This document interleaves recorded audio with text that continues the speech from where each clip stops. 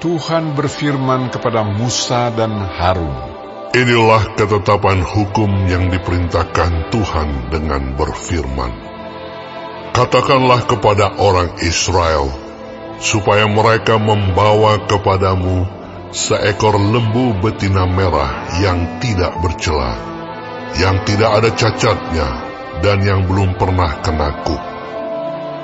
Dan haruslah kamu memberikannya kepada Imam Eleazar. Maka lembu itu harus dibawa keluar tempat perkemahan, lalu disembelih di depan imam. Kemudian Imam Eleazar harus mengambil dengan jarinya sedikit dari darah lembu itu. Lalu haruslah ia memercikkan sedikit ke arah sebelah depan kemah pertemuan sampai 7 kali. Sesudah itu, haruslah lembu itu dibakar habis di depan mata imam. Kulitnya, dagingnya, dan darahnya haruslah dibakar habis bersama-sama dengan kotorannya. Dan imam haruslah mengambil kayu aras, hisop, dan kain kirmizi, dan melemparkannya ke tengah-tengah api yang membakar habis lembu itu. Kemudian haruslah imam mencuci pakaiannya dan membasuh tubuhnya dengan air. Sesudah itu masuk ke tempat perkemahan, dan imam itu najis sampai matahari terbenam. Orang yang membakar habis lembu itu haruslah mencuci pakaiannya dengan air dan membasuh tubuhnya dengan air, dan ia najis sampai matahari terbenam. Maka seorang yang tahir haruslah mengumpulkan abu lembu itu dan menaruhnya pada suatu tempat yang tahir di luar tempat perkemahan, supaya semuanya itu tinggal tersimpan bagi umat Israel untuk membuat air pentahiran.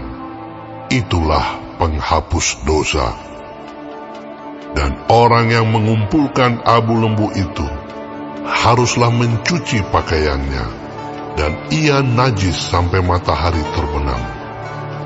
Itulah suatu ketetapan untuk selama-lamanya bagi orang Israel dan bagi orang asing yang tinggal di tengah-tengahmu. Orang yang kena kepada mayat, ia najis 7 hari lamanya. Ia harus menghapus dosa dari dirinya dengan air itu pada hari yang ketiga, dan pada hari yang ketujuh ia tahir. Tetapi jika pada hari yang ketiga ia tidak menghapus dosa dari dirinya, maka tidaklah ia tahir pada hari yang ketujuh. Setiap orang yang kena kepada mayat, yaitu tubuh manusia yang telah mati, dan tidak menghapus dosa dari dirinya, ia menajiskan kemah suci Tuhan, dan orang itu haruslah dilenyapkan dari Israel, karena air pentahiran tidak disiramkan kepadanya, maka ia najis. Kenajisannya masih melekat padanya. Inilah hukumnya apabila seseorang mati dalam satu kemah. Setiap orang yang masuk ke dalam kemah itu dan segala yang di dalam kemah itu najis 7 hari lamanya. Setiap bejana yang terbuka, yang tidak ada kain penutup terikat di atasnya, adalah najis. Juga setiap orang yang di padang, yang kena kepada seorang yang mati terbunuh oleh pedang, atau kepada mayat, atau kepada tulang-tulang seorang manusia, atau kepada kubur, orang itu najis 7 hari lamanya. Bagi orang yang najis, haruslah diambil sedikit abu dari korban penghapus dosa yang dibakar habis.